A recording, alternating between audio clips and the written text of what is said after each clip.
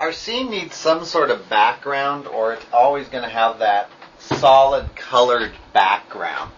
Now you can do fog or something like that, but I'm going to give you some skyboxes that you can put in your scene that will give you kind of an instant background.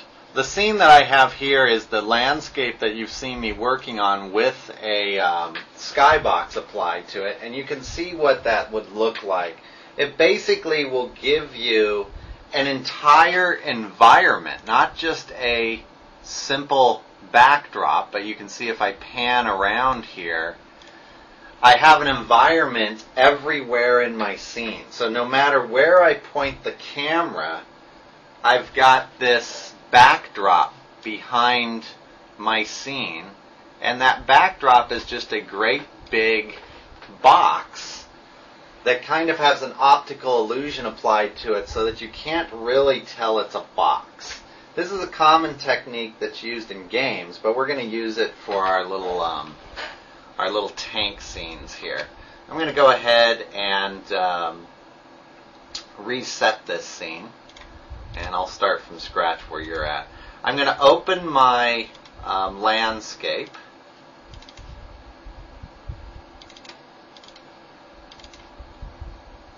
Here we are. The one with the texture applied to it. So this is what I've got right now.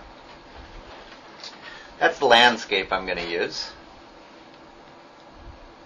And I'm going to go and look at the different skyboxes that I have to play with. In fact, I think what I'm going to do, I meant to open another Max, but I don't want this to crash while I'm recording.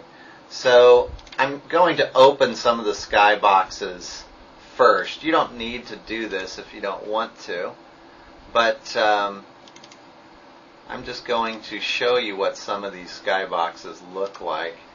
Here's one that's called Beiger. It'll take a second to load here. The image maps on these skyboxes are really big, so they will take a little while to load, especially if you're working off of your flash drives or your hard drives. And it'll come in here in a second. Here it is. Don't worry about the obsolete data. This is a skybox, and there's a camera in here, so I'm actually panning the camera around. But you can see that it looks like it's a great big environment. But it's actually, if I go to my other views here, it's actually just a box. That's all that's in this scene. You can see here there's skybox and camera. That's all that's in here. It's just simply a box. In the material editor, if we look at these materials that are applied, you'll see that they're just great big images put on a box. But the trick is in how the box is mapped. And if I rotate this around to right about here, you won't notice anything different. But if I put it on edged faces, the edge of my box is right there, but when I render it, you can't really tell. And that's the trick with skyboxes, is it's an optical illusion. They're rendered with a fisheye lens type effect, which pulls the edges a lot closer to the viewer so that you can't tell it's mapped on a box. It looks more like it's mapped onto a sphere. But because spheres are so hard to deal with mapping, we tend to use boxes. There is a trick to rendering them, and if you would like to play with that trick yourself, there's a PowerPoint presentation in my outbox that goes over how to create skyboxes. Now, I used a program called Bryce for most of these skyboxes. Bryce is not a high-end program by any means, but it does make skyboxes really quick. And by using Bryce, you can make skyboxes really quickly. Bryce is only about $300, and you can get it through JourneyEd for, I think I saw it for $99 the last time I looked as a student. But you can make these really cool skyboxes for backdrops to your scene. So anyways, the PowerPoint is in my outbox. There are some numbers and settings in Bryce that you'll have to look at the PowerPoint to get. So that's a skybox. I'm going to go ahead and open the scene that I had open here when we started, this one. And I'm going to import a Skybox. Again, I'll do a quick render, but this is what I have in my scene so far. This one uses a blend material, which we covered in a previous tutorial, and you can see that black background. That's what we want to get rid of. I'm going to go merge. I'm just going to quickly open one here. I'm going to use this Rocky Mountain one to play with. I'm going to go ahead and open that. We want both the camera and the Rocky Mountain Skybox for this, so I'm going to go ahead and open them. Now when it comes in, you'll probably get something like what I have. It's because if I click out here and go to my other scene, actually the front here, you'll see that this is a gigantic Skybox. Here's my little tiny, can you see it there? There's my landscape. There's the Skybox. They're huge. And they do need to be pretty big, although they really don't need to be that big. So I'm going to actually shrink this down and then fit my landscape in the middle of the Skybox. Can you see that? There's my landscape. There's my camera. Don't shrink the Skybox down to just the edges of your landscape, or it'll look like you're living in a shoebox. You don't want to do that. So now I've got my perspective view here. If I render this, what's going to happen, because these are old Skybox files, you're going to get this missing external files notification. And if I hit go, it's not going to render like what you're used to. That doesn't have anything to do with something you're doing wrong. It's because these Skyboxes were made in an older version of Max. What you need to do is sample, go to your material editor and use this little pick material from object, click on the Skybox. I'm going to click over here in an empty spot.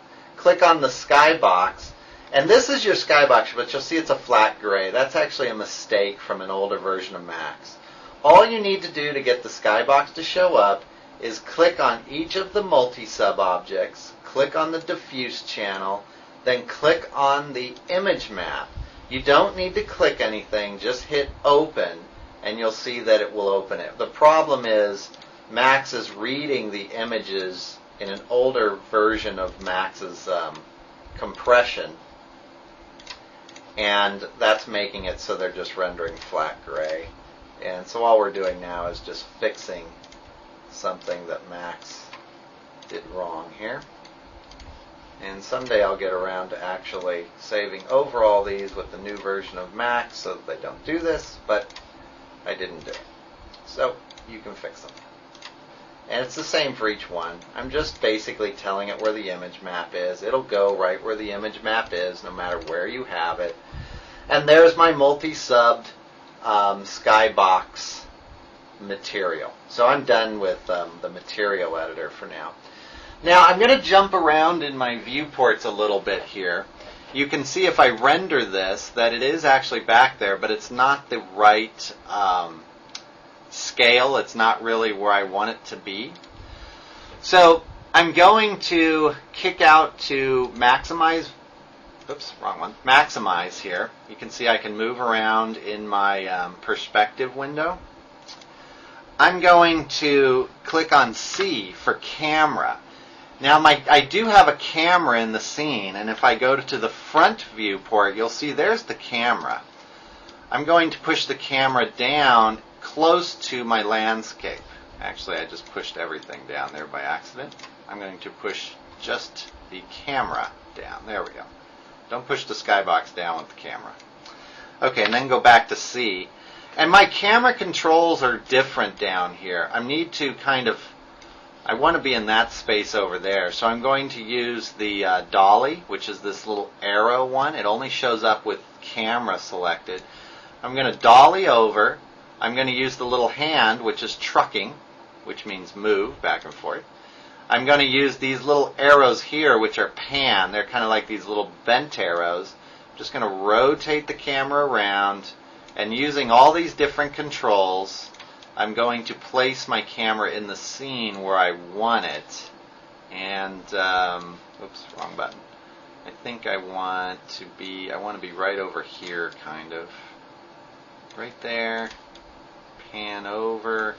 If your horizon line gets mixed up, it's these little earphone looking guys, which is the roll camera.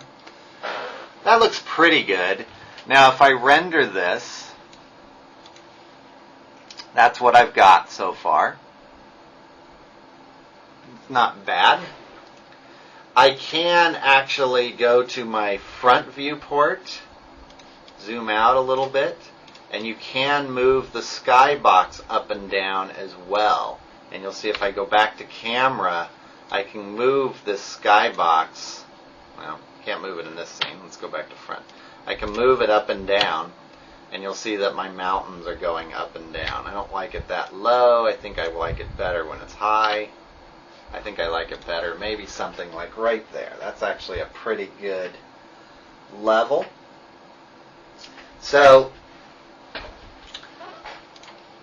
one thing I do want to change, I don't like that fog right there.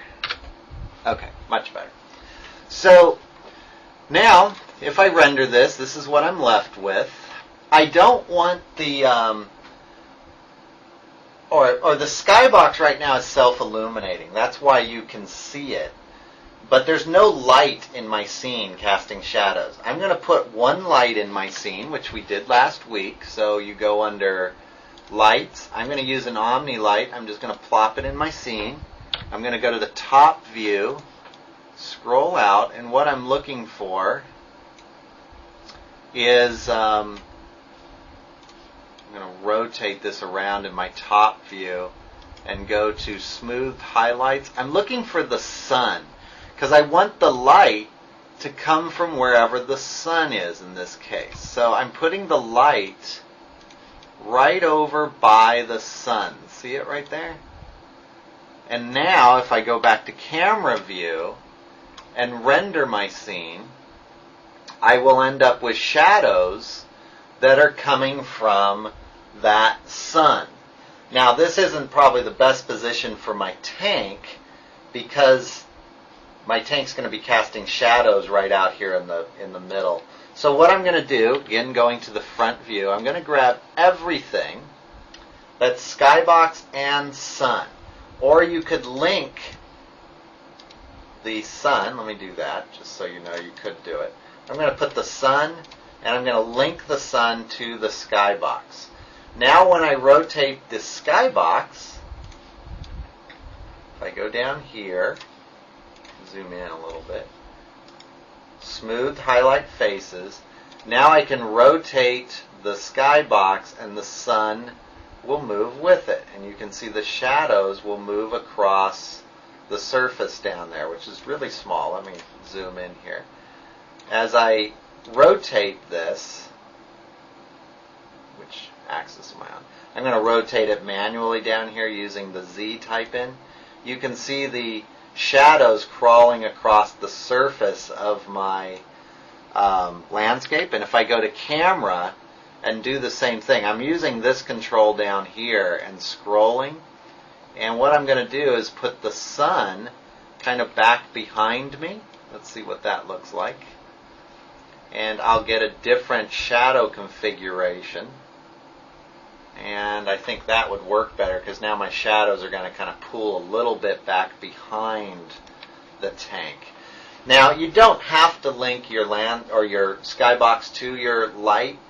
You can choose whatever you want, but I just wanted mine to match up with the sun.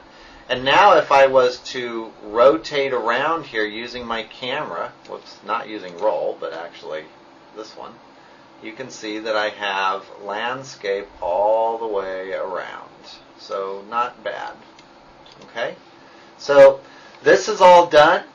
I can render this if I want. You can start to put your tank in the scene at this point. It's going to fit right down here.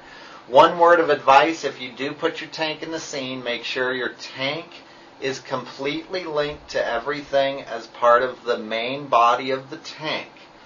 The second suggestion is make sure that you take the landscape, the Skybox, and the light, and you link those all together and scale the landscape, Skybox, and light. Don't scale your tank. If you scale the tank, the tread animations will probably get mixed up.